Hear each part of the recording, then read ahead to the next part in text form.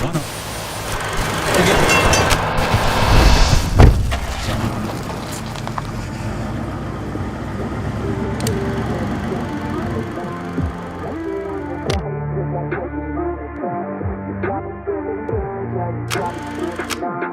Everything you do, I can't seem to get enough. Got me feeling good, yeah, you got me feeling numb. Girl, you got me shook from the way your body looks. Got me riding hooks, got me feeling like a rook. I don't do it by the book, but for you I'll take a look. Don't know what your mama took, sweet and spicy like a cook, yeah. I'll keep it real, let's make a deal. Buy you a meal if you just let me feel. Get out your heels, grab on the wheel. Back to my place at the top of the hill. Don't have regrets, I know what's next. She need a fresh, I'll be back in a sec. Look at them legs, don't make me beg. Back to the room, let me show you my best. All right, welcome back to Hindsight is 50/50. This is episode number 7. I'm your host, Jay Rod, with my co-host, the ORG, old retired guy. Dad, how are you doing? I think I'm doing better than you. It sounds like you were sick and maybe still are a little bit sick. Yeah, so we missed last week's episode for a couple of reasons, and one of them was that tail end of last week, start of this week. I've been sick. Actually, the whole family over here has been sick except for Melissa. Both kids and I have been sick, so it's been a fun go. But you told me that we couldn't record last week because you had a dude taking pictures of your beehole or something like that. Well, I think that was my fourth over the years. That was my fourth colonoscopy. Oh, And, so you know, your generation calls it a colonoscopy. Ours calls that like a kink or a fetish. well, You know, I'm messing with you. it's one of those things. I don't want to make it seem like it's something serious because it's an outpatient procedure. I have heard that the prep is quite serious. If you haven't done it, I will tell you the prep is outrageous. Like I said, I think this was my fourth one I've had. And, you know, in a year, I'm out during the procedure. But in the past, what I'd had to do was they give you this gallon of stuff. And like if last week my appointment was on Thursday, and, you know, it's like I said, it's outpatient. So I would normally in previous years start taking this stuff Wednesday morning. And you can eat like certain colors of Jello. You can drink fluids, but I mean, it's They not want you a to shit it's certain not a colors? comfy process. Well, this year, and I have no idea why, I got 2 gallons of that stuff. And so my appointment's on Thursday. I got to start taking that on Tuesday. You must have shit on the camera last year. The doctor's like, "Oh no, sir, we're not doing this again." It was Sweet lube cleans it was no wet and man's wild. food. Let's put it that way. Well, that's what And I mean. I remember talking to you, and you're like, "I gotta go." oh, and yeah, I can't. Again, I don't want to act like it's some serious procedure because it isn't. I mean, it has the risks of all others. But all other, procedures where you go under, or they call it twilight sleep, you're supposedly not really out. Well, I'm out. I mean, they're Right. done when I wake up, and thank God, because I don't want to wake up and, see what they're doing or feel it. But it's just, Are you sure? the prep. For a good time call? Oh, I mean, and then I've got 2 gallons of it this time. It's like, holy man, I don't, Well, you know. I mean, that's what blows my mind, and I haven't gone through the process myself, but I've I've listened to you talk about it, other adult males talk about it, comedians talk about it, and it's like, after the prep, or during the prep, I should say, it sounds to me like nothing can stay solid anymore. It becomes liquid. But then after that, it's like you end up, shitting water. And I heard a comedian talking about it one time. He's like, on day 2, you're shitting water. On day 3, you're shitting purified water.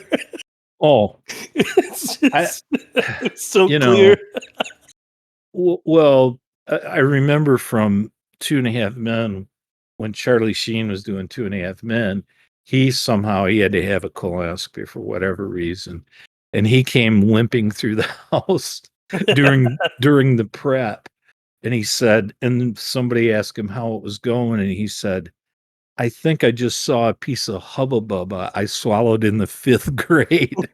Well, that's kinda how you feel.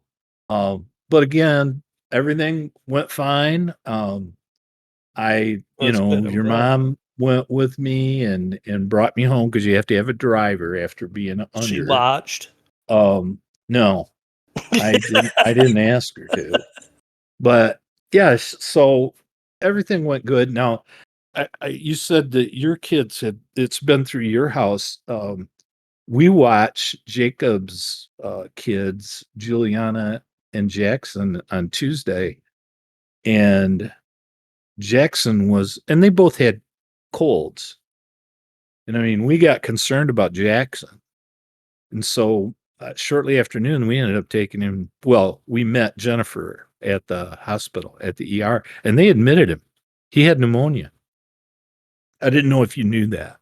I did not, but I mean, JJ's been so congested and sick. And I mean, JR, we might, if it doesn't get better, we might have to take him because his cough is deep in his lungs. But JJ has been so sick with so much congestion that it's draining while he's sleeping and Yeah. it causes him to throw up. And so like last night at like 10:30 at night, I ran him into our shower and he's just puking all over, and I mean, snot worms coming out of his nose, and Dude, it's like it was brutal, you're and it getting pretty graphic. it lasted on and off until like 2 a.m. Well, and the hardest thing is, I mean, you know what's wrong with him, and obviously Melissa's a nurse, so she's gonna have a better handle on it than most, but they can't tell you. They can't, in the case of Jackson, he says a few words. That's it. Right. You can tell he's got a runny nose, you can tell he's got a cough, but he can't tell you where it hurts. And it was frustrating as a parent, going through that as a parent, which you're going through now, but it's frustrating as a grandparent too. That part doesn't get better because you still worry, and I mean, I know kids are tough and they go through all this stuff. It's natural. Uh, um, Juliana goes to preschool now. Well, guess what? That's where you go to get colds. Well, and I was thinking about it because I was talking to Melissa, and I just said, I would assume that some, whether it's Joe's or Jacob's kids, they're probably sick with a cold as well. And I was like, none of us get that close to other people. None of us sat at the same tables. And I was like, but you know what? Jacob, Joe, and I, and the kids, not Joe's kids, Jacob's kids, and my kids, played catch with that fucking ball. And that was one of those dodgeballs that every kid at Sky Zone touches. And I was like, I bet that's where we got sick. Well, could very well be. Could very well be. Well, it just seems like everyone who didn't get sick didn't touch the ball. Like, that's why, I just thought it was kind of funny because like, you don't think about it at the time. But you mentioned that, and that's a nice way to change the subject. You had JJ's 3rd birthday party at one of those Sky Zones, the indoor trampoline parks. I had never been to one. I thought it was actually kind of a cool setup, and certainly for little kids and kids of all ages. I mean, that's a good time. I enjoyed I didn't do it. I was afraid my knees couldn't take it, but I cannot believe Mom was out there. I thought for sure she wouldn't be walking the next day. she was, she knew when she should stop, but I just thought that was a real neat place. And then you obviously can have the little private party room, which you guys had set up, and pizza and pop and all that, and cake. But have some of those with basketball hoops and stuff too that come down. Yeah, but it was just, I mean, that was kind of a nice thing because all the kids loved it. Heck, Joe's son Dallas, he can't even walk yet, and he was out there crawling around and he was digging it. So it was just kind And of for cool. anyone I who mean, doesn't know, Sky Zone is an indoor trampoline park. So the walls are trampoline on an angle, and then the Yep. floor is trampoline. So everyone's jumping, bouncing, flying off of things. But in this case, we had rented part of it out. So we not only got a private room with a bunch of tables to have, food, cake, and all that, but which they had very nice staff that was, serving that. But on top of that, we had our own section. So instead of just one giant trampoline park, it's like cubes. So if you took like an Amazon warehouse, but instead of making it one big square or rectangle, you made it into 6 or 8 cubes. That's how the trampoline parts are split up. And so we got one of our own cubes so that we didn't have any big kids jumping in and knocking all of our little kids down. It was just us. I mean, a couple kids ran in here and there and we didn't stop them because we're not like that. But for the most part, it was just our little kids. So we didn't have to worry about, anywhere from 3 years old all the way down to under a year was going to get trampled or anything. So we got to have a pretty good time. No, I thought it was fun. I honestly did, and I love the way that they do these group parties. I know that at Juliana's third birthday, it was back when the weather was warm in August, and she had it at Jennifer set it up, same kind of deal. You had your own room, pizza, cake, all that. And then because it was outdoor swimming pools, and they have a kids pool and an adults pool, and I mean a diving pool. There's various things, but it was set up kind of that way, where you have the party room for X amount of time, and then there was actually chairs and shaded areas cordoned off for Juliana's birthday party for the guests. So That's cool. well, those kind of things are, Unfortunately, I had to miss that when I was sick with COVID again. Yeah, I remember that. But I think when you do those kind of things, it's fun activities that some of the adults can do. And, like you guys were out there. I know Jacob was jumping like crazy. Yeah, fake hips and all. Yeah. Yeah. And I mean, Joe like you was said, jumping like crazy. Joe was getting some airtime. Your And mom we're was out big there boys. for a I bit. mean, Jacob's I was the just lightest having at fun probably watching 250. everybody, but man, your son JJ was in his element. That kid he was red and sweaty in a good way. Yeah, He was just he was like having ready so to much overheat fun. from fun. Yeah, he was having so much fun. But yeah, it was a cool One of the get together and a cool idea. And then I know you got another birthday today, and I know you've already wished it. I've already wished it via text, but your wife today Melissa's is my wife's birthday. Yeah. happy birthday, Melissa. Yeah, happy birthday, honey. I hope it's a good one. I hope you're enjoying your nap right now. No, so she's yeah, she's been awesome. She came home, so she worked a night shift last night, and she came home at almost 2 a.m. And at like 2:30, she's like, "Do you know what it is?" And I was like, "What?" She's like, "Oh." I go, "Your birthday?" She's like, "Yeah." And I was like, "I did all these things before you left the house. Are you mad at me that you've been home for 30 minutes and I didn't say happy birthday?" And it was just one of those, she was picking, like she wanted to get me on it because I hadn't said it yet. So that was pretty good. But going back to those parties real quick, I know one of the things that a couple people did when I was a kid that I want to do is when there's a movie that's going to come out that the kids haven't seen yet, that's going to be like a big one. Like Lightyear came out. I'm sure a lot of the kids wanted to see that. But when everyone's a little bit older, like 6 or 7, I think it's really cool when they have private rooms and then you rent out a movie theater. Yeah. And they're not crazy expensive. But you rent out a room and then a movie theater, and then the kids it's just them, and you go watch whatever the premiere is. And those events to me are always cool because again, you've got food for the parents. They're sitting in a nice Sure. chair, especially like at an Imagine Theater or something. Right.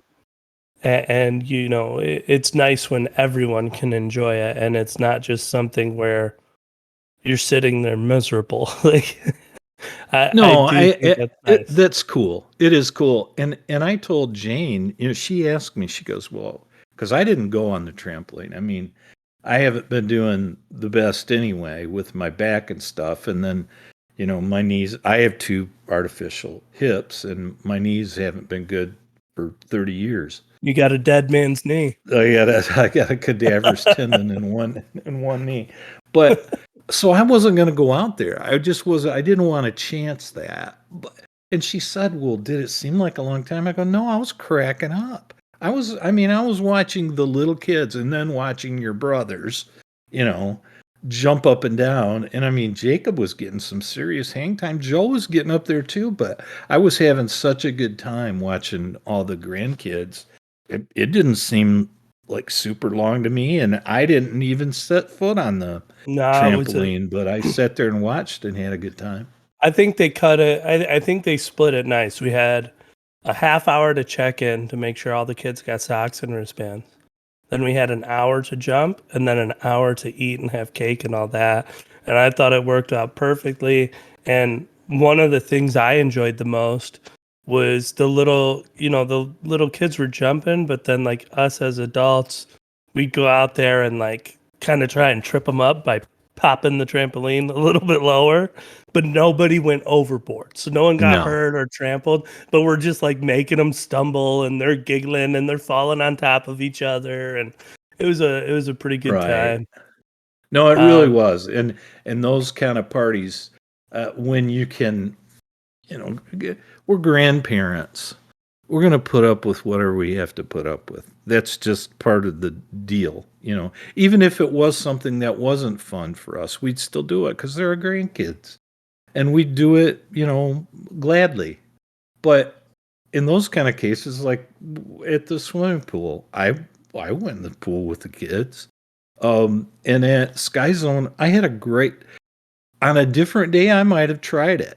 But I wasn't going to try it that day. But I still had a great time watching everybody. It was fun.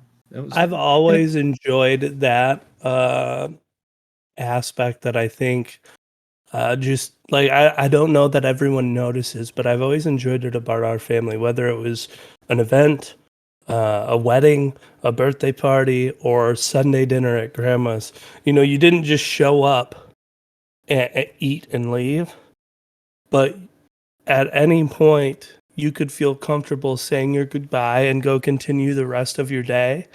And there was no feeling guilty or feeling bad about it. And it's the same thing with like all 3 of us boys when we got married. It wasn't like a expedient wedding, but at the same time, we didn't have, the super long, drawn out ceremony where you're sitting there like, oh my God, how long am I going to be stuck in this church pew? It's instead ours were, fairly quick. Everything went through, everything was done, and then we moved on to the fun part. And I feel like the birthday parties for our kids have all been that way as well, where, even if it's something that's not the most fun, it's not long and drawn out, and the obligation of staying there for a super long time, it isn't there. So it's very comfortable, and I've always appreciated that because I've done things with other people or the other side of my family where it's like there's this understanding that like you stay there all day, and it's like, okay, but what if I have a 3-hour drive home? Nobody cares. You got to stay there all day. I like it when there's an agenda. I do. I think that's when there's some structure because it kind of keeps everybody on task, and that's a good thing. And that's not to say that you can't go over a little bit. It's not that regimented, but like you said, there's like an itinerary. Yeah. And it's like these are, it's not etched in stone, but these are the benchmarks. And I think that's smart, and I think it's wise to do. And somebody's got to organize the chaos. Well, yes. Well, in talking about family, I think I told you that your mom and I went to my aunt Arlene, her husband Gary. He passed away last week, and we went to his funeral That's yesterday. unfortunate. He And was always very nice to me. Yeah, and yeah, and me too. But it was a very nice service. Again, he had suffered, so it was time, and he was, a believer, and I'm not going to go into all of that, but just to say, he was ready. Everybody said he was ready, but the service was very nice, and then there was a meal and fellowship afterwards. Well, it's my Uncle Bud, my Uncle Paul, Paul's wife Jill, Bud's wife Melba. That's a good Bud, time right there. Bud's kids, Angel and Eric, were there. Paul's daughter Amy was there. I hadn't seen her in forever. I saw cousins Joyce and Sherry that I hadn't seen in a long, long time. But whenever I see that group of people, it's just, even though the reason for the get together might have been somber, but it really wasn't. I mean, it was a celebration. They tried to keep it and make it a celebration of Gary's life, which I think's the right thing to do. It is, and it brings people together that don't see each other for a long time. So it is supposed to be fun and good, and that's the way I'd want to be remembered. Is it's like, even if everyone's sad that I went, you all came together and had a good day, so that's a win. Yeah, and that's kind of how this, that's how this went. The food was good. Everything was right at the church. I mean, the service, they had visitation prior, which was basically a fellowship because he was cremated. We got there probably a half an hour before the service itself started. The service took a little more than an hour, but it wasn't too long. His family got up and told stories about him, and and they were playful, good stories. They talked about how he was ready, and then they had a great meal prepared in the same building. You didn't even have to leave the building. So whenever I see, Bud and his family, and Paul and Jill, and but Bud and his wife Melba, and Eric and Angel, and just that group, I always come away from that feeling good. We laugh, and we have a good time, and we really enjoy each other's company. And I was really happy that your mom went with me, because they haven't seen her in forever. Well, I haven't seen Bud and Melba in forever. I know. I'm sure I've seen Bud here and there, but with Melba, I think I was like 10 when Grandpa took me down to their house. She cooked steak and it was great. No, I haven't seen her in a while. She's a peach. They're just really good people, and Paul and I have kind of, rekindled our friendship, because Paul and I were really tight. But at any rate, the whole group, it was just so good to see everybody. And it's not necessarily a great reason for you to get together, but it's that helped cause you to get together, so it's not all bad, right? Right. There's a silver lining. Absolutely. Yeah. So, but we had a good time. That's why you and I we had talked about recording yesterday, and when we called you and I heard your voice, it's like, you shouldn't be trying to do that. And that was the best day I'd had in a while. It took longer than it took. It was a 45-minute drive, and then we were there for, I think we got there about 10:30, and we didn't leave there until 2:00 or real close to it. So we were there for a little bit, and had a nice visit. Service. And like I said, it was a really nice service. So, well, good. Yeah. And then the silver lining is that you get to see those people that you love so much. Right. Yeah. I'm sure it's been a while for them, but On the topic of things that we've been doing for the past week, one thing we have not covered yet is Michigan football. Yep. So Saturday, Michigan played Penn State, and I believe at the time Michigan was ranked 5th in the country, and Penn State was ranked 10th. Correct? Yeah, I mean it was 4th and 10th, 5th and 10th, but yeah. So you're right on it. Okay, so for me, that was a game that I was a little bit concerned about.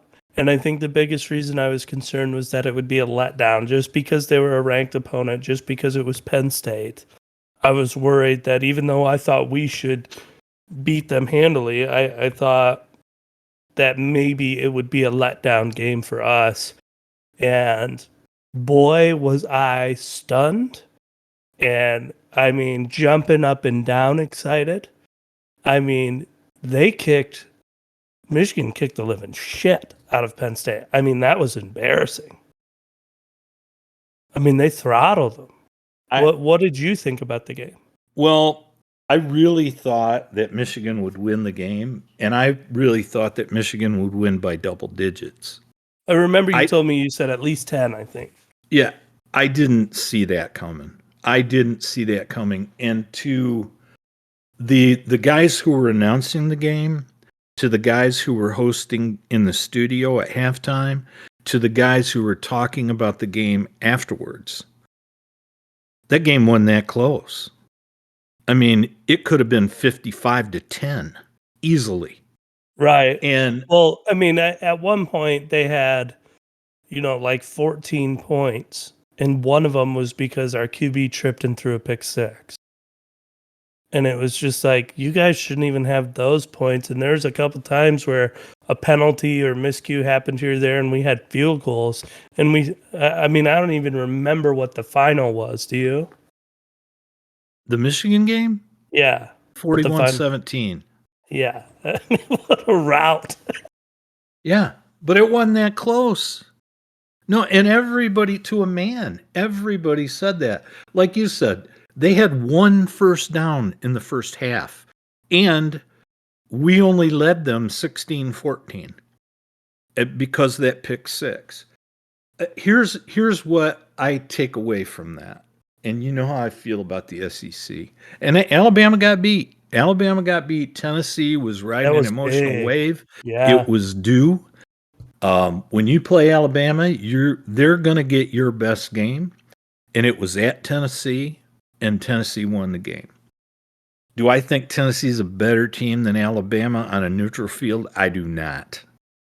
I think Alabama would play that game much different. But what I saw when I see Alabama play, even if they lose, I see the talent and the speed on the field.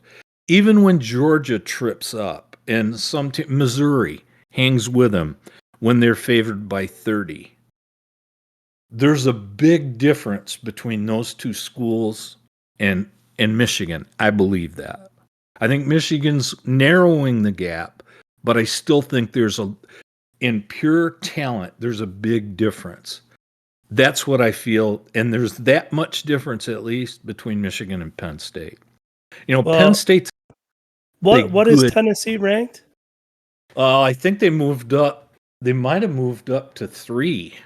Where were they at 4, or where were they at? They were in the top 10 for sure. I think different polls had them do. They might have been, them and Michigan were 4 and 5, but Tennessee is good, and they've got that. I was looking at the top 10 the other day, before after the Michigan game, and I was just going, yeah, we're 4th or 5th, and then when you look at the rest behind us, you go, there's a pretty big gap there. But when you look at 1, 2, and 3, I mean, it's the difference between professionals and college, in my opinion. I mean, like, when you look at Alabama, in general, I agree with you in general. And I'm not saying Alabama could beat a pro team. That's not what I'm saying. No. I'm saying the skill gap is that big. It's like Alabama, probably Tennessee this year, Ohio State, and Georgia. Definitely Georgia.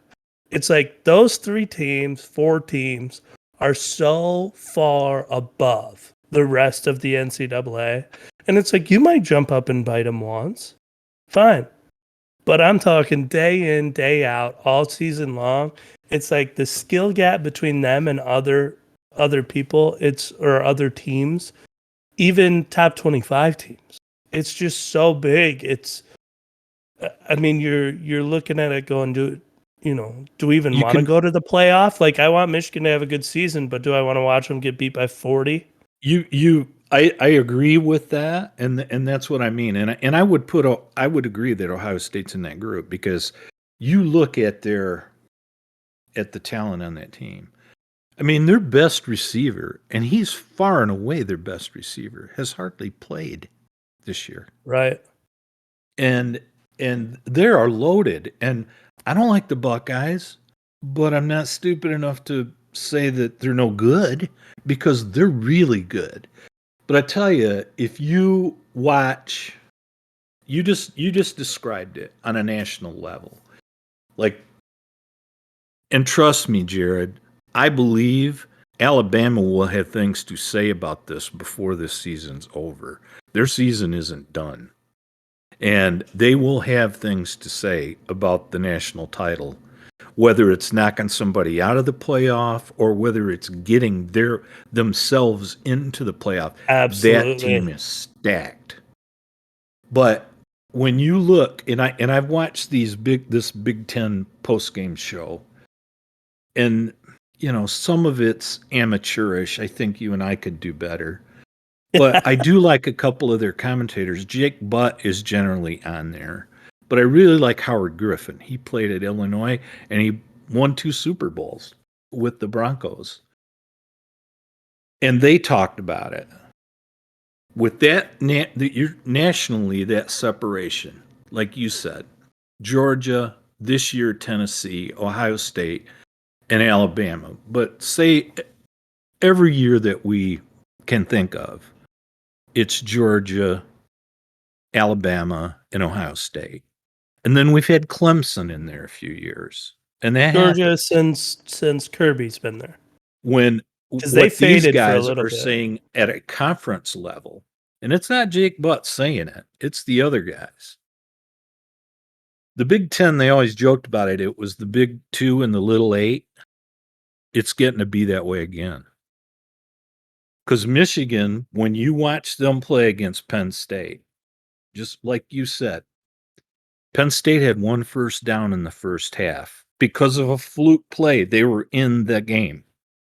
And, it was almost like Michigan, whenever they wanted to put their foot on the gas, Penn State couldn't answer. And when we decided that we were not going to make silly mistakes, they really couldn't stop us. I mean, it was the first half we knocked them down. The second half we stood on their throat. And for any sports fans out there who like stats, Dad, I'm not trying to cut you off. I'm just going to run through these real quick.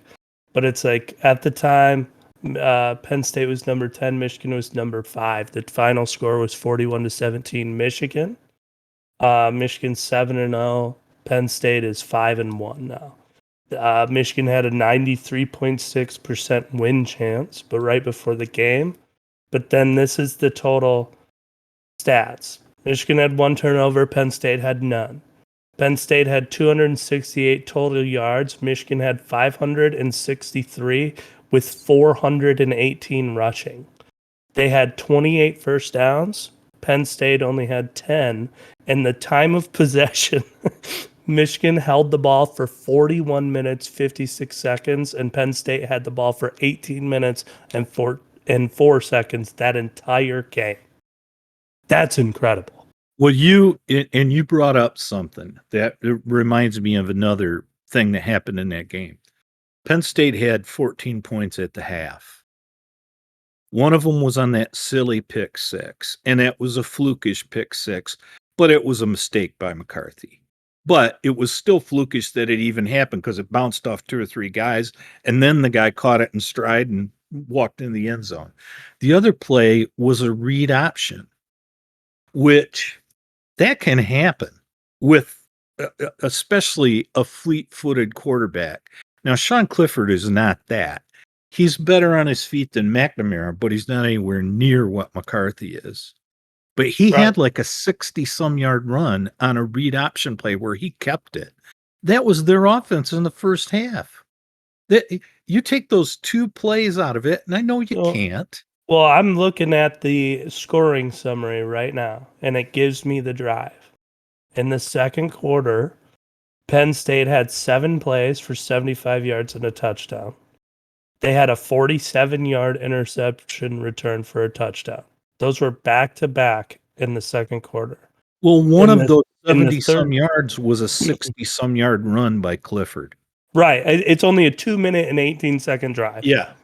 So, and then in the third quarter, to start the third quarter, they had 9 plays for a total of 70 yards, and they kicked a 27-yard field goal.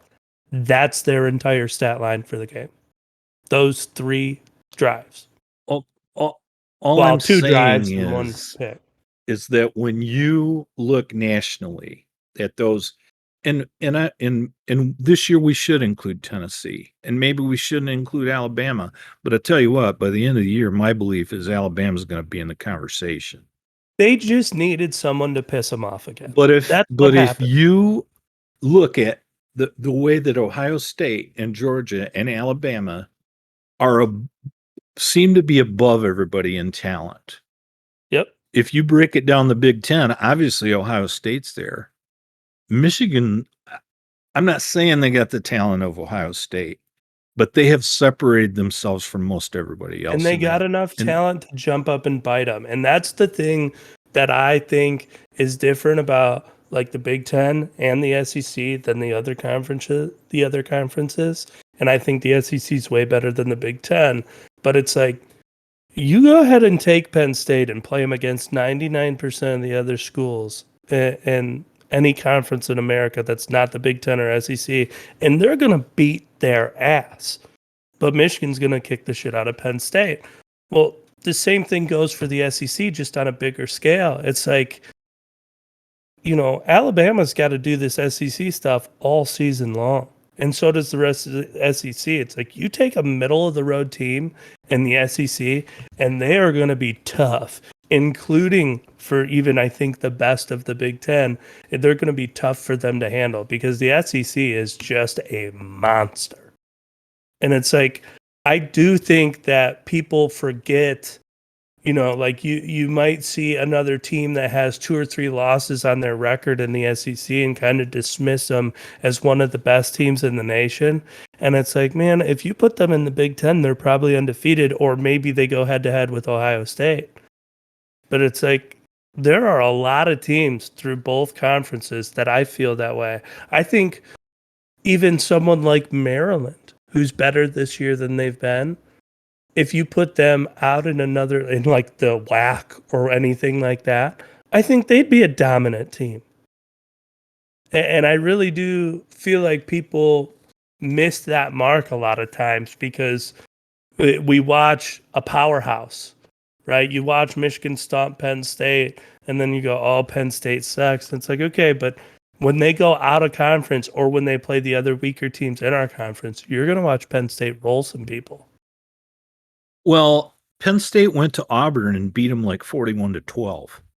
That was this year.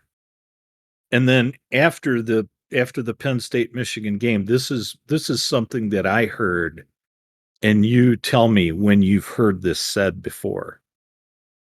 There was most of the time when Michigan plays a cross conference game, like with a school from the SEC or in a bowl game or whatever, you hear people talking about that SEC team and how much faster they were than Michigan, how much more speed they had than Michigan.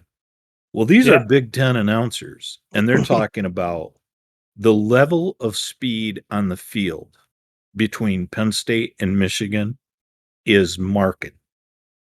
It's a big gap. And they're also saying what you said, Penn State is a good team. Michigan's that much better than Penn State. And I don't know how much better Alabama or Georgia. I mean, Georgia was a whole lot better than us last year because they pretty well embarrassed us. But you know, to hear that being said about team speed, etc., those are things I've It's a got to good believe feeling. Harbaugh's doing a lot of things right. Well, I mean, I remember growing up as a kid, a Michigan fan, a Big Ten fan, a big like Orange Bowl or something like that, a big bowl that Michigan would go to. It seemed like we get matched up against Florida when Florida was good, and it was always what you're saying. It was, Florida's going to be fast, but Michigan's going to hit really hard, and it's can they hit them hard enough to slow them down by the fourth quarter. And that's when we're going to see the game tighten up. And it was always, we had big, slow, hard hitting linebackers, hard hitting safeties. That was the case. And it seems like our skill positions are substantially faster now. And I do think Harbaugh's been building that. Our success and our detriment, though, and again, this is my opinion, I think it is more reliant than in the past on momentum. So in the past, I feel like we were, and I'm talking like historical Michigan, we were powerhouse football. Like I'm gonna run this. This is what I'm gonna do, and we're gonna do it until it works. As to where now, I think we still try and embrace that mentality at times, but I think we are a monster of momentum. Where it's like, if you stop us from rolling downhill, from snowballing, it's going to be a tight game and it's going to look ugly. Yeah, if you're good enough, you might even blow us out. But if you let us get a little bit of momentum, you can't stop it. And I really think that's how they'd stack up against the SEC. It's like if you cause a pick, a turnover, and you shut it down early, I think you can blow Michigan out. But if you let them snowball, you can't stop that rushing game. And once that opens up, the passing game's just easy money. You're a lot more into the momentum thing than I am. And I agree that it's a thing. I just don't think I'm not as big on that as you. I do agree. It's football 101.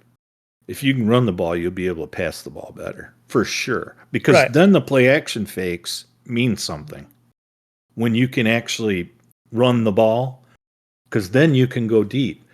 But when you see, Michigan has always put running backs in the pros.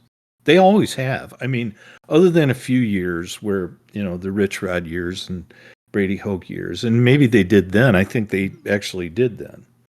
But, when you look at their backs that they have now, they're not only strong, they can run away from you. And they're shifty. It's huge. I mean, like you said, they're receivers. We've always put receivers in the league. Not a ton of great ones recently, but we always have. We've always put D-backs in the league, and some really, really good ones. But when you look at that overall team speed, and you've brought it up many times, these guys, these running backs, these two are pretty darn special. And Edwards has the hands of a great receiver, and Corum not only is strong, but he's shifty as hell. I mean, he makes people fall down. But when you see that kind of talent, and that kind of, you just brought it up, skill position. Michigan, and it's a gross generalization, but I think a lot of people had this opinion about Michigan. We're a school for offensive linemen and a good tight end once in a while. And by the way, we've had a few good quarterbacks, and one of them's 45 years old and still playing. Yeah. But, and again, he's an anomaly. He is. We have put quarterbacks in the league, but we're known as a good lineman school and, a good tight end. And our backs, we've had number one draft picks that were running backs, but they never seemed to pan out over the long haul. And I tell you what, there was very few, if any, of those guys that could run away from you like these two guys can. We put receivers in the league, and there's still Michigan receivers in the league. Safeties in the league too. But and D-backs of all kinds. But I just don't. When I hear somebody say that, and they're talking about Michigan being on the favorable end of all that speed, it's unusual to me. I'm used It to feels hearing it. unnatural. Yeah, Yeah. yes. It's But like it's like when you forget, whether it's a wedding ring or a watch or whatever, and you're like, I feel naked today. When someone says Michigan's fast, you're like, Excuse me? No, they're not. Well, Then you look yeah. at it, and they are. They really, and that's that to me, though. And again, maybe I view it differently, or maybe I don't explain it as well. But that to me is part of the momentum, right? It's like when you have someone like Corum, the starting running back, who's very good, strong, and very shifty. It's like you block. I mean, shit, one of the holes they made the other day, you could have drove a semi through. But when you block on a standard play for 3 to 5 yards, and then your linemen see him either make someone fall or run someone over or run away from someone, and that 5 yards turns into 10, 15, or 20, I do think that builds momentum for the offensive line. And Oh, for once that sure. gets started, that's what I mean. You can't shut down. It's like when the big boys are getting excited, now we're playing football. You know what, Jared? That's a fair statement. I don't disagree with that at all. I happen to see, they do this coach's view of, so you're basically watching the play from that field camera. Okay. So you're looking like from behind the line. And they did a bunch of these on the Big Ten Network. There are so many of Michigan plays, and they go, oh, he just made a great cutback or a great jump cut. That's exactly what that play is designed to do. Those linemen are angling and pushing everybody to the And right. he's setting them up And as a good Corum back. takes off, and Edwards did it too. And man, when they plant their foot and cut left, there's a hole 10 feet wide.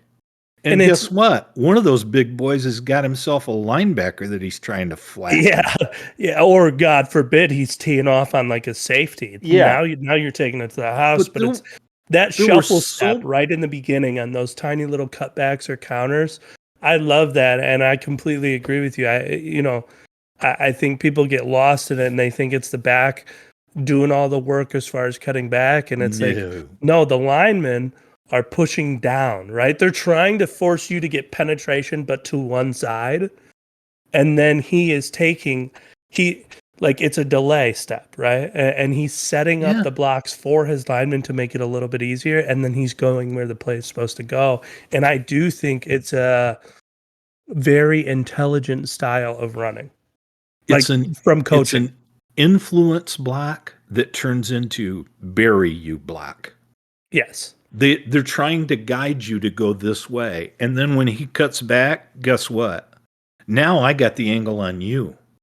And so it was almost comical to watch, and it happened repeatedly in that game. I think it's how you beat good edge rushers too. Well, they said on, I can't remember how many carries, and they gave the stat on the Big Ten Network.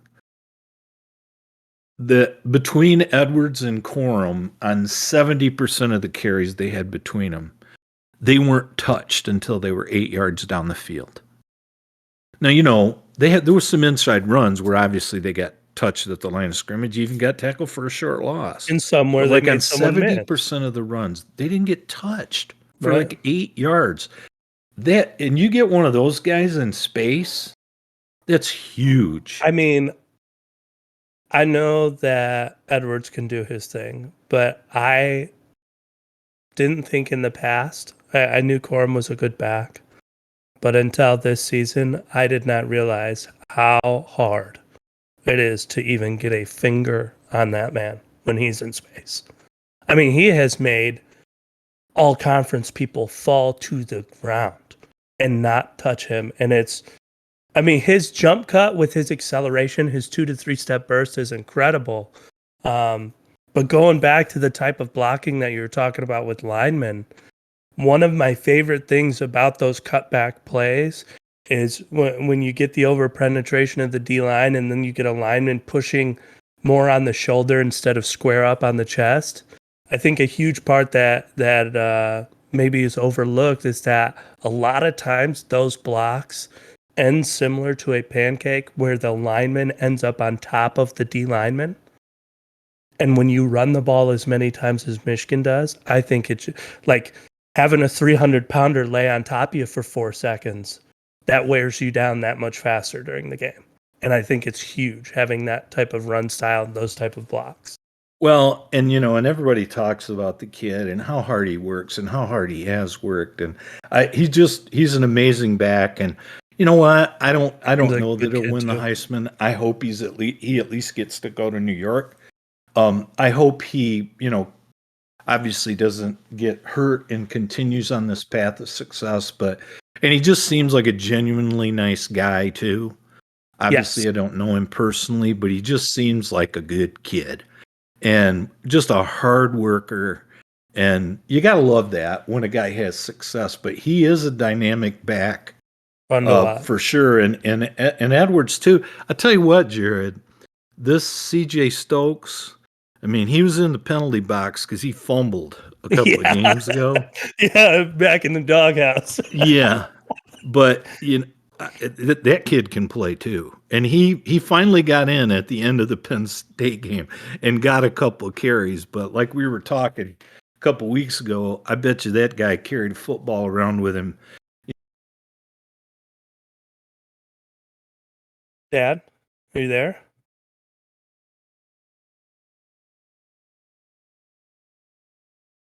Hello, 25. But Dad. when we were talking Dad. about, Hello. yeah, Can I'm you hear here. me? Okay. Yeah, You got to go back. You said Stokes got in the game, and then you completely lost connection. okay.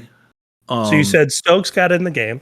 Yeah, he did, and but it was at the very end, and because he had been in the penalty box for a couple of weeks because he fumbled, and you could tell Hart didn't like that, and I'm sure Harbaugh didn't either. For him, And though. The fact of the matter is, he's got two really good backs that are playing ahead of him. I told But Melissa when he fumbled, I go, that kid's going to be carrying a football around yeah, the university for the next week, and those coaches are going to tell everyone to strip it from him, and he's going to have to do push-ups every time. It's going to happen. But I guess my point is, I think he's a very good back, and I know he's fast, and I know he runs hard, and maybe, just maybe, he'll get a chance to carry the ball again in a meaningful situation this year. And I know because I think he's pretty good. I know we've been on Michigan football here for a minute, and not everybody wants to hear all sports, but it is an exciting time to be a Michigan fan. And I think part of it is what you're talking about with like Stokes being the third string. I can't remember the player who was ahead of him, but you will remember who it was. But when Barry Sanders was in college, who was the running back that was the senior ahead of him? Yes. Oh my gosh. Was it Thurman Thomas? Thurman Thomas. Yes. And was it Oklahoma State playing Oklahoma where they said, the coach from Oklahoma said, don't you hurt Thurman. You don't want that freshman to come in. That was Barry Switzer, who was the Oklahoma coach. And he said, and Thurman Thomas was an All-American. A hell of a back. Don't hurt Thurman Thomas because we don't want this guy to play. Exactly. And that's what I'm not saying we have anyone on the Michigan roster, but it's exciting to know that there's talent we haven't seen, and at any moment it might show up. And I think that's a very exciting time to be a Michigan fan. And if you're a fan of the Big Ten or a fan of Michigan, Big Ten football is not good when Michigan or Ohio State suck. It's just not. But when both are good, Big Ten football is good. And Michigan went through a drought, and now we're coming back, and we have more depth, and there's a new exciting time. So I mean that gives us reason to be pumped up and talk about it so much. But with that being said, I do know that you wanted to cover the NFL a little bit, or at least some news about Belichick. Yeah, there's a couple things about that I want to talk about the NFL. Belichick in particular. No matter, and I don't care if it's Brady or him, or it doesn't matter. That argument's over. The guy had rings as a coordinator before Brady ever came to the Patriots. And, Brady's got a ring without Belichick. So that part doesn't matter to me. Every year, you know how deep dive I'll go into the draft. And I, watch too much and read too much. And I think a it's lot of times fascinating. I put in way too much effort into it.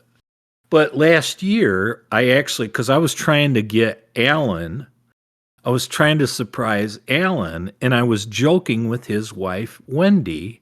And I says, well, why don't you drop some knowledge on Alan about a quarterback who you think could be a sleeper? And I said, he's a kid out of Western Kentucky, and his name's Bailey Zappi. And so I don't know if she ever sprung it on him. She was planning to. She's good about playing along. Sounds like a dog. And it Bailey Zappi. Okay. Well, guess who drafted Bailey Zappi? Bill Belichick did. And it was, in the 5th or 6th round. And I wouldn't have spent a high draft pick on him. He does not have a dynamic, powerful arm, but he has an accurate arm. And guess who's won 2 games in a row for the Patriots with Mac Jones out?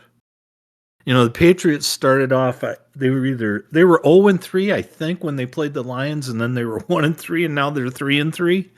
And that's with Bailey Zappi. So I know he's a jerk. I think it's funny how much of a jerk he is to the media. And the only thing that bothers me about that, because I would be a jerk to a lot of the media too, the way they act. But the only thing that bothers me about that is everybody who's ever worked for Belichick thinks they're entitled to be a prima donna to the media like he is. And they haven't earned that right. When people aren't sincere, I get the earning, like you were saying, but like earning the right, but I don't like when people are pretend because they think that's the thing to do. I don't even think, and again, this is me, but I don't think Belichick's a prick.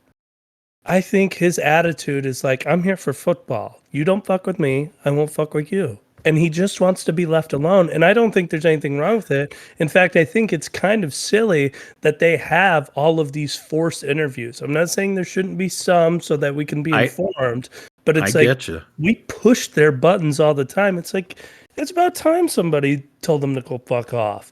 And well, and I'm totally on your side about that. I totally agree with you. That would get tedious. That would get really after a tedious. Loss or something. And I know they've got a job to do. They've got stories to write. They've got readers that they want to please. There are talk shows out there that need fodder like us. But, I just think that a lot of times you're right. He's thinking about football. When somebody asks him a stupid question about a game that they either won or lost that just happened, or some controversy that may potentially have developed out of the game that they just played, and when Belichick says, well, we're moving on to Cincinnati, I really do believe that's what he's thinking. It's the same thing when coaches, whether it's college or pro, they get interviewed at halftime. It's like, well, that. Coach, what are you thinking? I'm thinking, how do we beat these fucking guys? There's no other answer. I might be pissed about what happened. I might be happy about what's happened. But either way, it's how the hell do we stomp on these guys in the second half? What's the real question? But the wasn't it Lloyd Carr who said that's a stupid question I have? Oh yeah, Lloyd Carr hated those things, and that's when they first started making them do that stuff. Right, as they're coming off the field, and man, Lloyd Carr did not like it. But old Michigan coach for those who don't know, are stupid questions, and I don't blame him for getting pissed. I don't blame him. What were you thinking on that 3rd and long when Tom threw an interception? Oh shit! What do you mean? What was? And these guys have been through enough wars. They don't have the patience to do the yearbook answers that what you should just always give.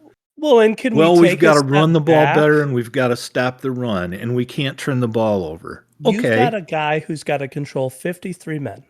And you've got men that have worked their entire lives to go attack and beat other men. And you want them to pause so your dainty ass can ask them a question? No, I get you. It's very frustrating to me, but I agree with you. I think that they're so much thinking about football, and there's been different guys over the years that were good coaches. Ditka used to struggle mightily, and I think he kind of burned out. But for a while, Ditka was a really good coach. Jim Mora Sr. was a very good coach. And he got so frustrated with the media because they'd ask him a question, you went for it on 4th and 1 at your own 48 with 4 minutes to go. Did you consider just punting the ball and trying to stop them? And he's like, he looks at him and he goes, you don't know anything. He's like, you think you know, but you really don't know, and you never will. I mean, and he was about to jump through the screen. He was so pissed. Well, and I don't blame him. If I was a coach, and I'm talking a coach that was going to be in the national spotlight, if I had an opportunity to say it, I'd be like, look, guys, I don't mean to seem dismissive. I'm not a mean guy at heart.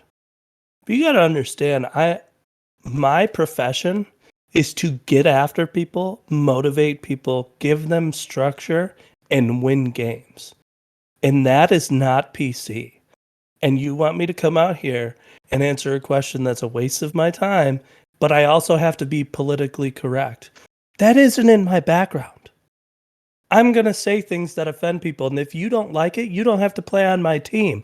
But I don't need you guys broadcasting one snippet that makes me sound like a horrible human being and playing it all over national media when I've got games to worry about. Well, I know Melissa will watch football games with you, right? College games. Yeah. I mean, she'll watch it. A lot of times she falls asleep, but yeah, she'll watch it. Well, and your mom, she'll watch, especially college with me, and she'll always watch the Michigan game with me, always. But then other games like we watched, Jared, there were fantastic games on over the weekend. Well, the Tennessee Alabama game was great. She watched that game with me. Utah, USC. Utah ended up winning 43-42. I mean, there were some barn burners. Yeah, there were. But just really good football. But I'm not as big of a pro fan. She's not either. I still watch it when there's nothing else to watch and it's too crappy to be doing something outside. I watch the shitty weather games. I love those. Well, that's fair. But I just, I'm not nearly as dedicated as I am to college. But when you see these guys that, like you said, they don't have time for this happy horse shit. They don't care. They're getting paid to, beat Cincinnati next week. And they're not interested in explaining to you the reasons why they lost to Carolina last week. And and it's bad enough. So I get that frustration. I really do. But there's a show. I kind of got off track a minute. I wanted to remind you. Have you ever seen that show called The Two Bills? It's a special about Bill Parcells and Bill Belichick. No, but have you ever seen it? Good one. Is it like a 30 for 30? It might be 30 for 30. I want to say it's 2 hours long. Or a football life or something. Yeah. And it's called The Two Bills. And all it is them talking to each other. There's a moderator, but you never see him. And it's Bill Parcells talking to Bill Belichick. It has to be a hell of a conversation. And your mom even loved that. I mean, and she's not into football like we are, but she even loved that. I mean, these are two very smart guys who, when we're talking about media, neither one of them has any use at all. I do feel like Parcells has a little bit more swag to him than Belichick. Like his demeanor is stoic and like I don't mind that shit way, as to where Belichick does rub people the wrong way. You're probably that's just right. how I I mean, feel it. Like he's got that. Maybe it's his voice, maybe it's his stature. I don't know, but he's whatever it is. He's got it to where he's one of those guys where it's like if I say this, you say this. I sound like an asshole, and he just sounds like a guy being a guy. That's how he is. Like he can get away with things like that. there are things he's certainly more outwardly prickly than Belichick. I mean, Yeah. Belichick just like ignores you, where Parcells will say something smart back. And I love it. But there are so many things. There's a couple things that came to just off the top of my head that are Parcell quotes that they're still around. It's like, okay, you are what your record says you are. Bill Parcells said that, I don't know, 20 years ago or more. You are what your record says you are. Your record says you're 3-6. Guess what? You're 3-6. And 3-6 sucks.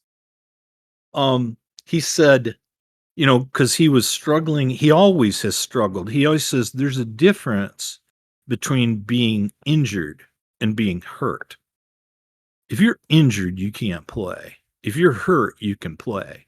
And from that, he's always said, your best ability is availability.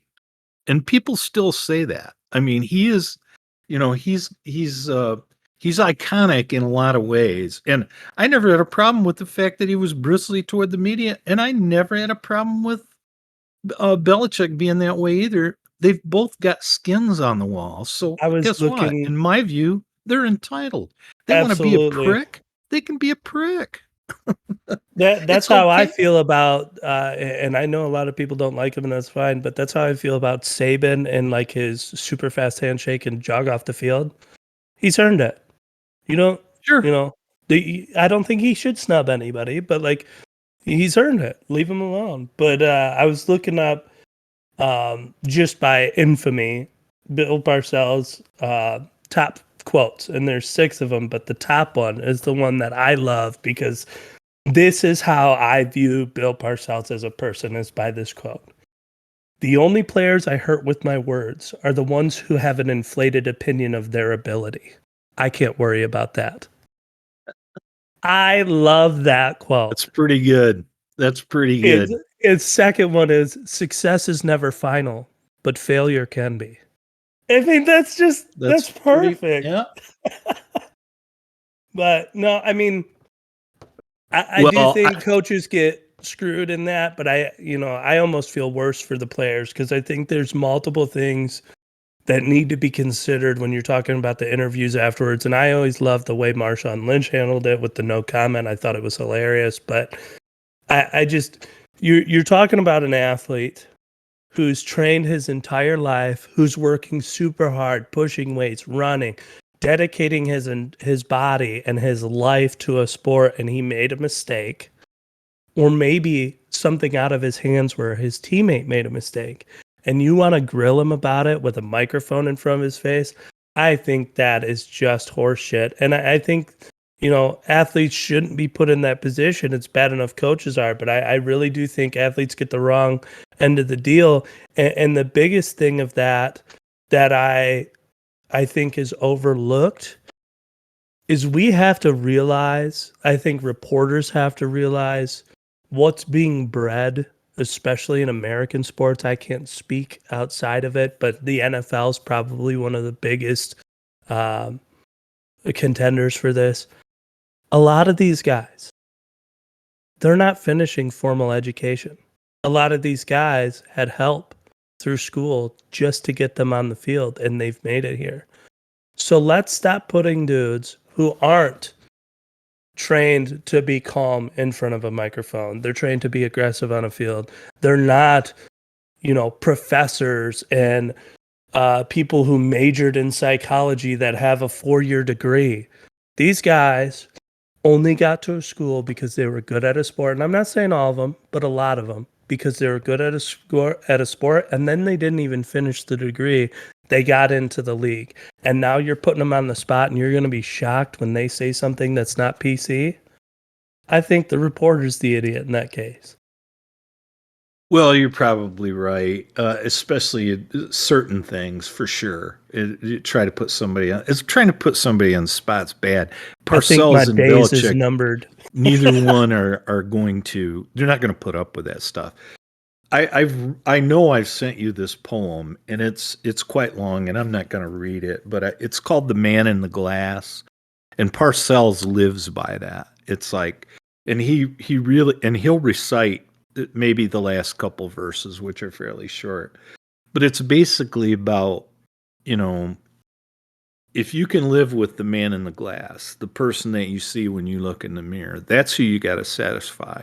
And if you're lying to that person, then you're lying to everybody else too. Um, it's worth the time to look it up and read it. I know I've sent it to you guys because he over the years has referred to that poem a lot, and it's pretty. I mean, it's a long poem, but the part that he recites is only the last couple of verses, but it's really I think it's pretty poignant, and he, those guys stick by, you know a credo. It's like That's it. Belichick. It's like, do your job. How many coaches do you hear say that now? People say Yeah. that all over the place. That's a real Quit worrying about the simple. guy next to you. You do That's your job, right. he'll do his. Do your job. Well, Situational football. I think he invented that phrase. And I mean, everybody's talking about let's be honest. situational football now. Has there been anyone? I know there's all the comeback kid stories. Has there been anyone you feared giving the ball back to more than Tom Brady with the 2-minute drill on the line? I mean, No. Belichick's the one who put that in him. Brady didn't do that at Michigan. I'm not saying he won games late, but I'm just like, No, he got a Belichick's the lot one who better under got that Belichick. there. There's no question. Absolutely. Yeah, there's no And question. it's nice to see his personality now that he's out of New England, but he never would have been where he was without him. And I don't think that's even arguable. Um, I really do think that, Belichick's stoic behavior and this is what you do or you don't play on my team forced Brady in such a straight line that he became the best version he could be. Well, But is when you're talking about the poem and all that, there's I know I'm not saying it's realistic as a football movie, but as far as their creed and how they live and the mentality, I absolutely love Al Pacino's Any Given Sunday speech, and I think it does explain the behavior, the mentality, the attitude that they have, in that moment, on and off the field, but especially in big moments. And to anyone who hasn't heard it, the movie's called Any Given Sunday, and Al Pacino gives a speech, and I honestly think it's an incredible speech, regardless of what you think of the movie. I do think didn't it care much for the epitomizes the movie. speech. I don't remember the speech a lot, but I'll listen to it again. But I couldn't. Well, the problem with that movie, and this is not meant to sound judgmental, but the problem of that with that movie, other than obviously everything being embellished, was the simple fact that it, in my opinion, was ahead of its time. So you have the changing of the guard from the old Brett Favre-esque white quarterback to the mobile black quarterback. And for a lot of, a lot of fans of football, that wasn't a thing yet at the time. And I think they call him Steamin' Willie Beeman, and it's Jamie Foxx who plays that character.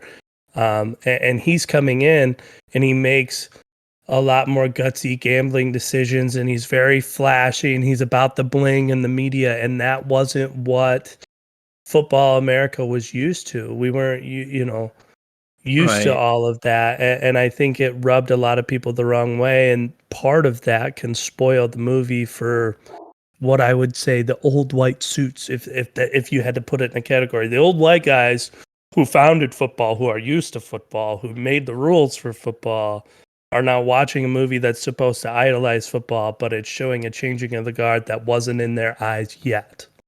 So that's I my look at opinion. that movie like Draft Day. Okay.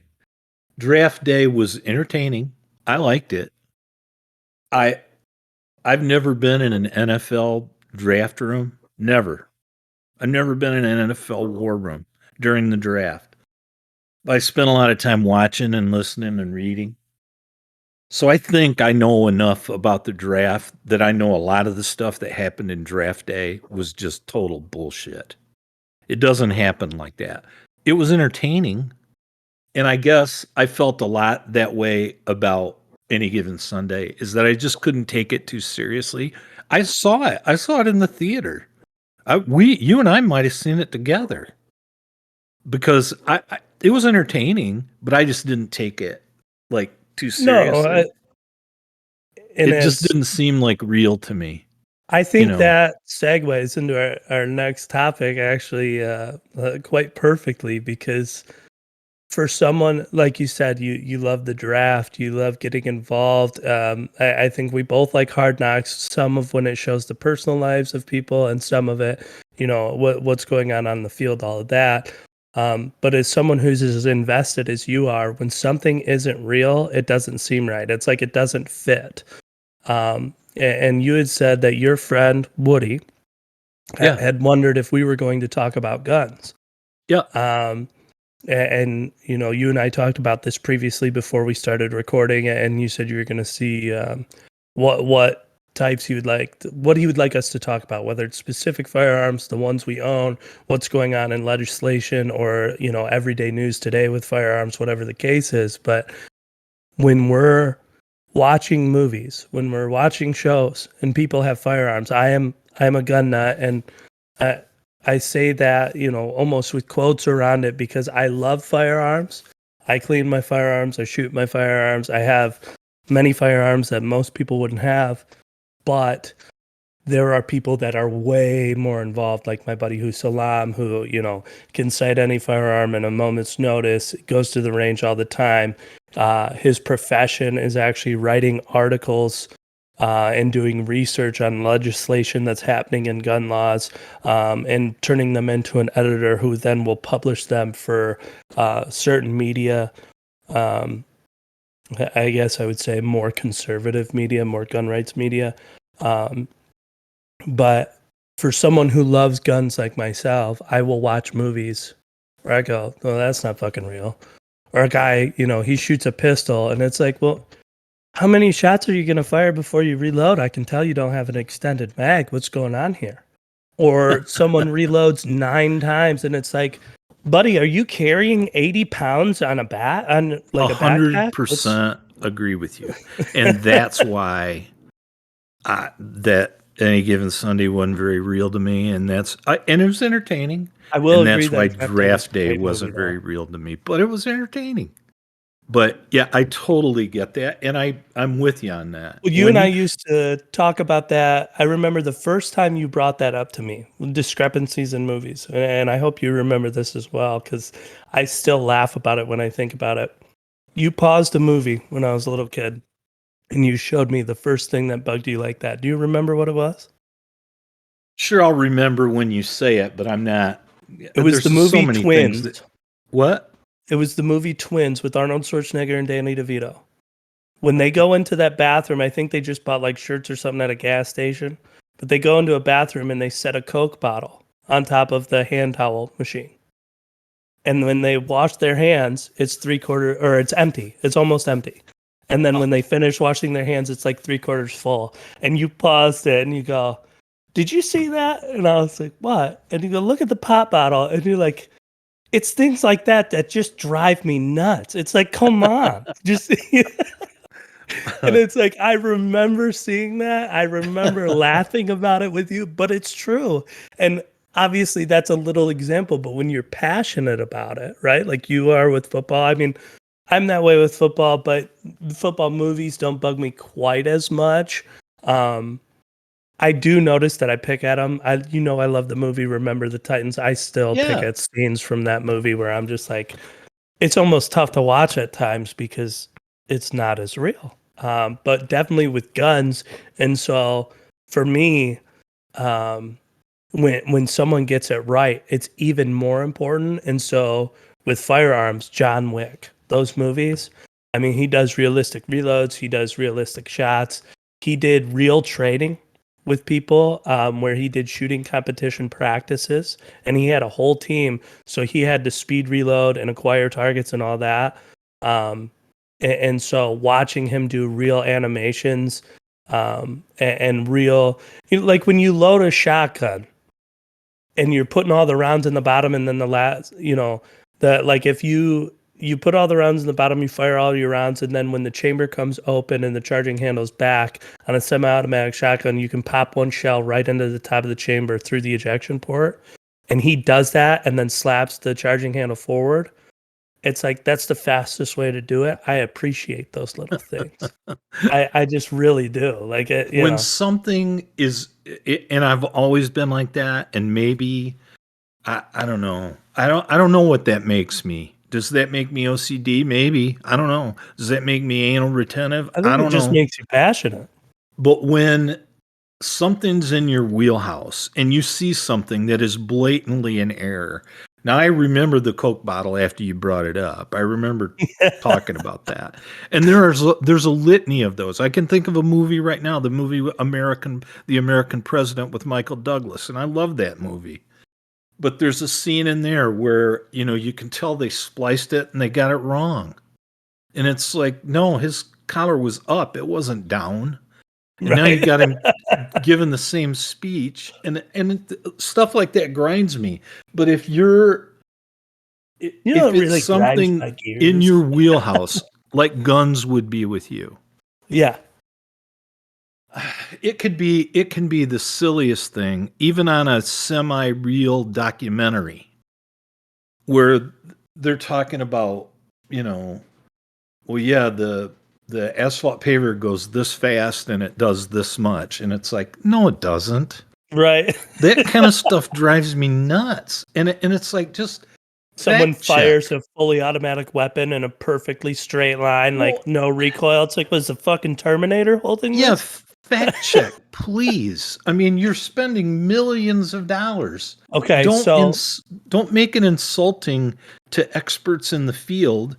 And I'm not saying I'm smarter than anybody, but I'm saying if you're talking about something that's in my wheelhouse, I know what's bullshit and what's not. And if I'm just well informed and you're not fooling me, you're certainly not fooling the experts, right? Well, I mean, that's how I look at it. So it's like, if it's not good enough to, fulfill the need of the semi-informed public, then what are we doing here? Who the fuck's your audience? But is there a movie or a show that does something so well that it makes the movie for you? You appreciate it that much more.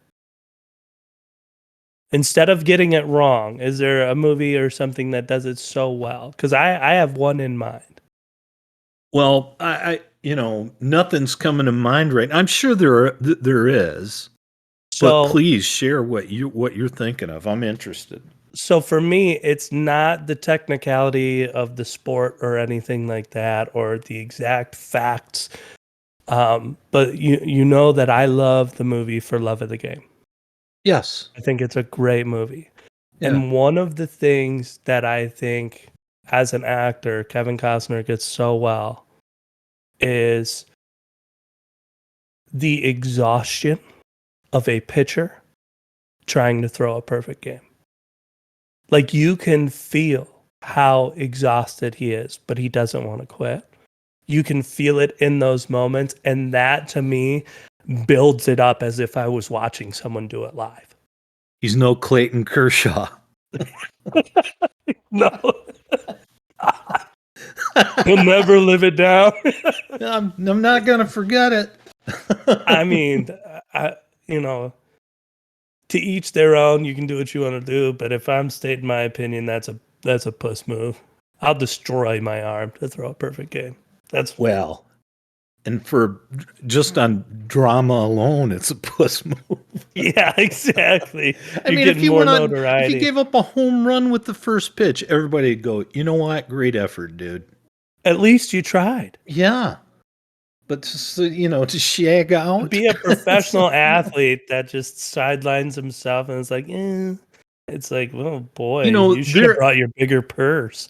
I want to say there have been I can't say that I know this for a fact, like it's not firsthand experience.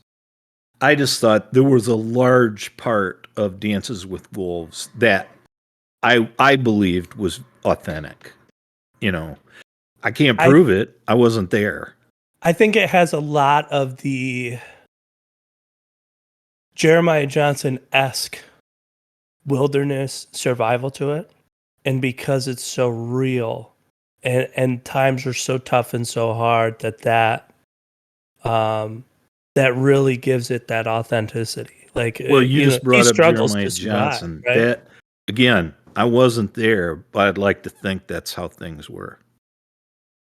I'd like to think that's how things were, that people were tough, but people were fair. For anyone who wants to watch struggling in the times of, essentially white man pushing through the countryside through Native Americans and dealing with disturbing, accidentally coming across burial grounds, all these things, and having discrepancies with the native tribe of that land and just really surviving the wilderness. Jeremiah Johnson's an old movie, very good movie about it.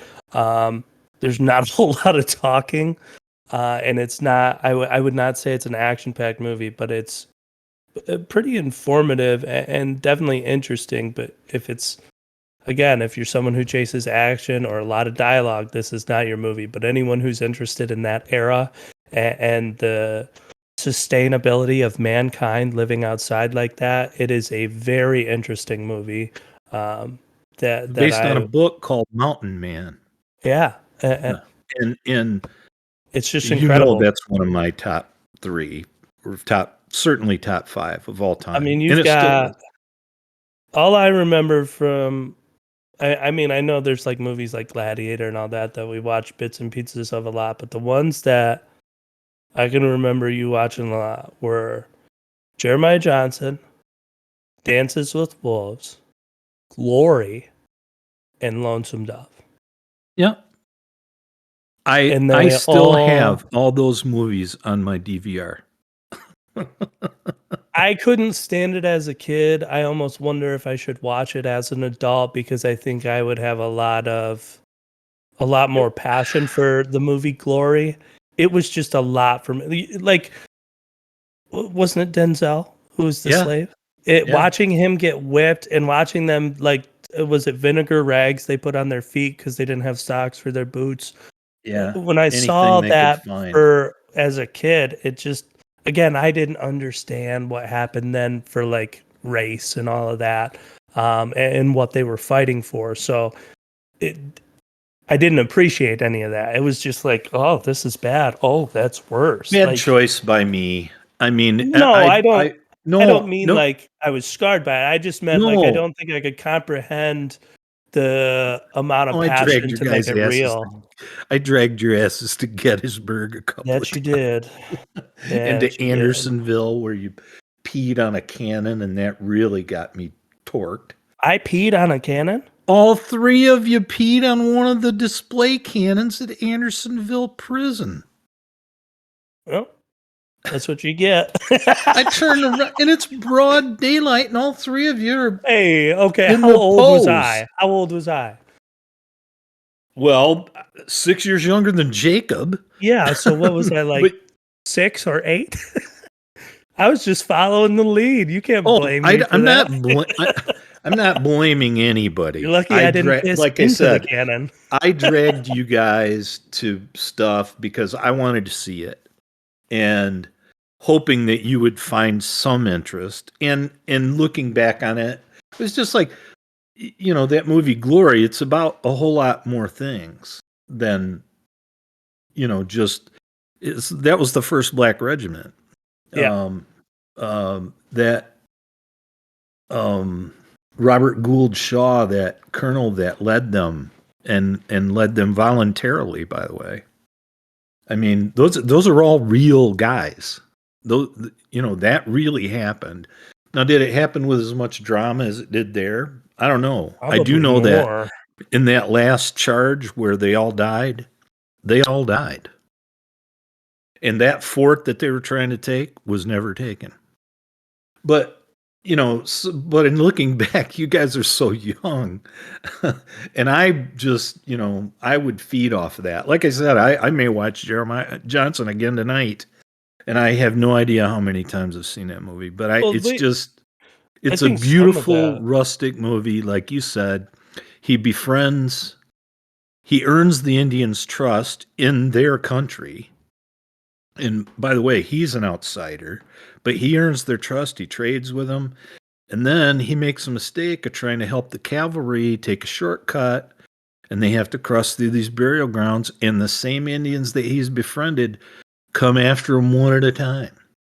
Yeah, that And was like the tribe's rule, pro right? Indians. Was like one warrior will attack Yes. the traitor, the person who committed treason, one at a time until you die. And Will Geer, the old man who's in the movie, Bear Claw Chris Lapp, says at one point, he goes, "You're lucky they were Crow. Apaches would send 50 at once." Is that the guy who gets buried up to his neck? And he said they Swam were going out to of it. scalp him, but he shaved his head because there's No, nothing more to scalp him, that's or- Del Q. That's Okay. Del Q. Bear Claw Chris Lapp is the guy who kind of saves Jeremiah Johnson. He's got a cabin and he's hunting grizzlies. Yes. And he Okay. says, "Can you skin grizzlies?" And then he runs one through the cabin. But Yeah. no, and I've already talked about it way too much. That's one of my favorites. I look back on those things and I couldn't have expected that you guys would like those as much as me at the age you were. For sure. And I think some of that was just me being the youngest. I mean, like, you used to watch it, and Joe loved it, The Untouchables, and I like Oh, mob yeah. movies, but I hated that movie growing up, and I think it's because I never got it, and I haven't watched it since. I don't think I got it as a kid, so it was like a lot more dialogue, and so again, growing up. Okay, so just so people know, I didn't like. I'm not saying I didn't watch cartoons and stuff. We did. In fact, a lot of weekends we watched cartoons together, the whole Bugs Bunny thing. But movies and stuff, like I didn't watch, the Wizard of Oz. We watched Commando and Terminator. And so when I went from action-packed Arnold Schwarzenegger, who's a big dummy himself, to where me as a little kid, I could understand it. When I went from that to movies with either more serious dialogue or less action, there was no comprehension there. I didn't get it, But I was used to Kindergarten Cop, boys have a penis, girls have a vagina. yeah. I feel like somebody needs to watch or make society watch that again. You're eating other people's lunches. Stop it. Yeah. But Oh okay, my God. but I remember. No, I'm going to ask you if you remember this movie, and you were a little bit older. Do you remember Garden State? Bits and pieces of it, and I will. I love the arrow scene. But two, if I remember this correctly, his mom was paralyzed from the waist down because he opened the dishwasher door and she tripped and fell. Well, he shut the door and then it flopped back open, and she tripped and fell and hit her head, and it paralyzed her. The reason I remember that is because it scares me to this day. I Well- mean, like literally, Melissa will be doing the dishes. I'm like, you cannot leave this here. Like, if you fall, it's at such a low height, you're going down. Well, there was a heavy message in that movie, no question. I loved the movie because it was quirky dialogue. It was just, and it was full of it. It was from beginning to end. It was just quirky dialogue. Another movie that I loved, and I know you're going to remember this one. And there are pieces of dialogue in that movie that I'm not going to be able to quote them because everybody's talking at different times. Was Beautiful Girls. Oh my God! So the same girl, right? Both Natalie Portman. No, that was Uva Thurman in Beautiful Girls. Natalie Portman was in I thought- Garden State. Natalie Portman wasn't the little girl that has a crush Oh, on the guy who plays oh yeah, piano? yeah. You're right. She was the little. Yeah, yes. You're right. You're But right. yeah, She when was he's the like, "You 12 or bought her a 13-year-old brown girl. rock, faggot, prick, asshole." Yeah, yes. And Or when he they goes, did Sweet "Nice Caroline in ass." the bar that people at all of your weddings, you guys played that song and people sang along with it the same way they did in that movie. Such a It, good movie. but That again, has the there's best quirky lines I've ever heard in a movie.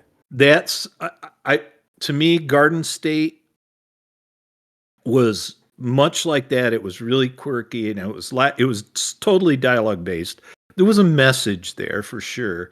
And in Beautiful Girls, there was a message there too. It's like, be what you are. Yeah. Don't try to be something you're not. And if you want to do this, you should do it and not do that just because you think you should. But the very dynamic- quirky movie.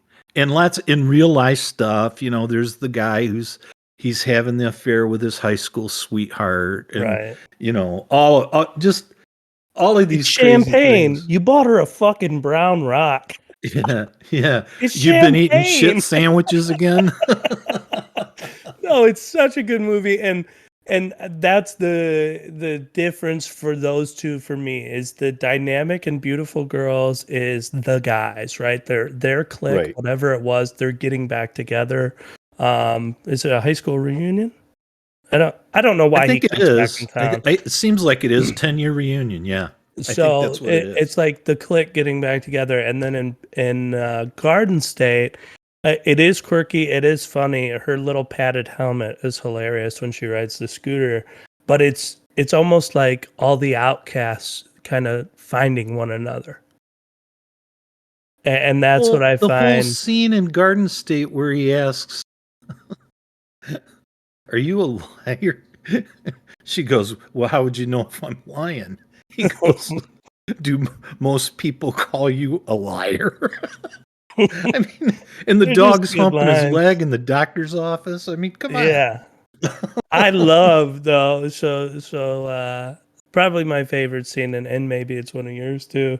But when they go to a guy's house. So it's I don't know the male character's name, but he is the white main male character from Scrubs. Zach Braff. And then it's Natalie Portman, and they go to this guy's house, and he tells Natalie Portman, when you feel uncomfortable and you want to leave, just tug on your ear like this. And he shows her to pull down on her earlobe.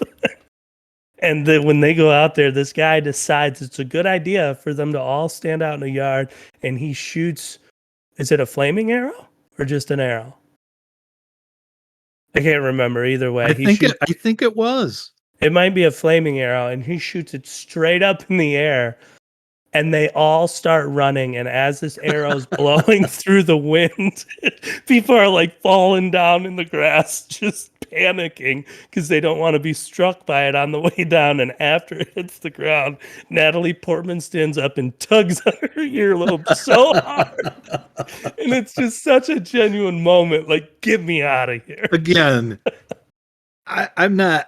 It didn't win awards. It wasn't that kind of a movie, and I don't want to go into every scene. But do you remember the scene where he was trying to swim and he can't swim, and the guy says, "You look like a wet beaver."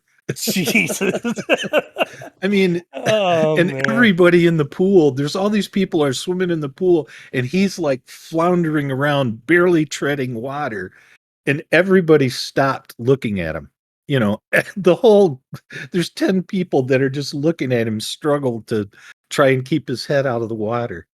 But no, those are two that moments. To me, and they're not timeless, but they're classics that if you're a smartass, you need to watch those movies. Yeah, we don't do them justice. I mean, the one-liners in those movies are incredible, and the awkward moments, not to the point where like you want to like burn your skin off because you feel so gross. We're talking awkward moments that have humor attached to them. Oh, They bring you into a moment that is pretty hard to describe, or at least I can't do it any justice. no, me either. But you know, again, people, and they're certainly not for everybody, but of a lot of people that I have recommended those movies to, they don't like them necessarily as much as I do, but they still like them. And there's still, they admit that there are some really funny parts that they remember too. Yeah, well, and Um, there's gonna be things like that where like it's your environment, right? I mean, like in our house, it's filled with smartasses, so it's like you and I could take something that's tiny, and one of us giggles, and then it turns into this hilarious moment. As to where if you just sit there, watch it by yourself, or maybe you're not in the right mood, it might not strike that funny bone. no, it's again, they're everybody's got different tastes, and I can appreciate that. But we I don't know how we got on this subject, and it is fine that we did. But you had brought up, my buddy Colton. We sometimes call him Woody. My dad always called him Woody, because his last name's Woodruff. But he had asked if we were ever going to talk about firearms, and you had mentioned, and I will do that. I'll get with him and find out specifics, if he wants to hear about upcoming legislation, if he wants us to take inventory on our um armories. We're gonna And need we a don't piece of have paper. armories.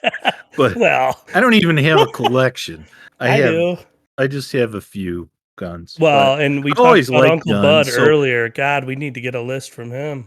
anyway, I will get with him and get kind of a more pointed direction on where what he wants to hear, and hopefully we can make it enjoyable without getting political about it, because I know that you and I, are of similar belief about that, but we And also it's reserve the regardless right of for if everybody else to have their own belief about it. So right, that's regardless of being left or right or independent, the one belief that I have that I would not falter on, regardless of the conversation, is that I believe people have the right to own firearms. And yeah. so you can be whatever party you are, but when we talk about guns, I think it's fair enough for people to know that it's like that is a belief that I share. That that is a belief that I think people that have the right to carry have the right not to carry. Yeah, I don't think you have to be on one side or the other. I got my wife into it. I encouraged her to get her CPL. I will do the same with my boys. It's a scary world we live in. And as long as you're obeying the laws, I think you have every right to have a firearm and protect yourself. That being said, I don't think you have the right to be a psycho and harm others. So that's just Well, kind of where I stand. I know we we could get talked. into a more specific dive on. I'll talk to Colton and see, Yeah, we'll see what what direction he he wanted. wants to go. Maybe we can even get him on here. But I know And I we know have the that key. there's a bill that's been pushed through the House, and we'll see what the Senate does with it. But they're trying to take away not an automatic ban of firearms, but a semi-automatic ban. Which you're talking about shotguns, pistols, everything, not just ARs. And they're trying to consider every personal weapon an assault weapon, and this would include possession, sales, transfers, everything. So Well, good luck with the that. well, and again, I know we said we'd try and keep the politics out of it. One of the cool things I have seen, and I've seen recordings of this from people speaking at their local township meetings. Um, and again, you're going to see it in more conservative places. In this example I saw in Texas, there are sheriffs that just said, I'm not the sheriff who's going to take local government and throw out federal law and try and go that route. I'm never going to disobey that law. That is not what I do. But I have the responsibility, because I've been elected by my constituents, I have the responsibility to protect them and protect their rights.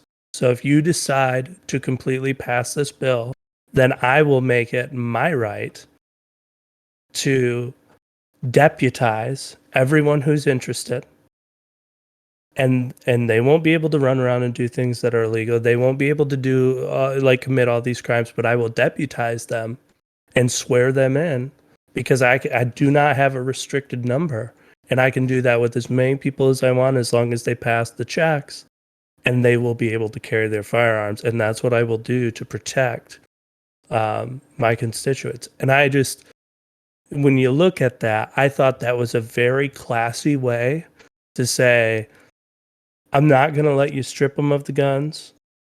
The Second Amendment is not for hunting or recreation. It is for a tyrannical government. That's what it's there for. And you removing their firearms puts them at risk. So I'm going to follow the rules and allow them to keep their firearms. And I'm not going to take a deeper dive into it. I just thought that was very entertaining and very cool. Again, you'll speak with Woody and figure out what we're going to do next. I did like chatting with you about the movies and stuff, funny moments. Maybe that's something that we can talk about in the future, something funny we came across, or our favorite movie moments, quotes, whatever the case is. But I did enjoy that. I know we talked a little bit longer about sports today, but I thought it was good conversation. I'm still having fun doing this. I hope you are. Oh yeah. Yeah. And I'm with you. I think that there are enough, there are enough movies to talk about that we've seen together or seen separately or both, that, there's enough of those inconsistencies that are comical. There's enough of just plain funny moments from movies. There's enough messages. There's enough quotes from movies. I use them all the time. That's kind of a good subject. And then maybe next week next podcast there's a million Allen stories. Yeah, absolutely. We got to get into that. They're always worth that. So yeah, but I enjoyed that too. Well, I appreciate you taking the time to record with me. Again, anyone listening, our audience, we'd love to hear some feedback. If there's things you like, things you don't like, if you have comments or constructive criticism about the podcast in general, maybe the total length and time, subjects, topics, whatever the case is, we'd always love to hear from you. So please feel free to comment below. And as always, like, share, comment, subscribe. Be safe, be smart, make good choices, and peace out. All right, man. Talk to you again soon. Love you. Bye. Love you too. Feels like taking on a drug. You got me feeling good, yeah, you got me feeling numb. Everything you do, I can't seem to get enough. You got me feeling good, yeah, you got me feeling numb. Touching on your body feels like taking on a drug. You got me feeling good, yeah, you got me feeling numb. Everything you do, I can't seem to get enough. You got me feeling good, yeah, you got me feeling numb. I could look at you all day, watch the way them hips sway.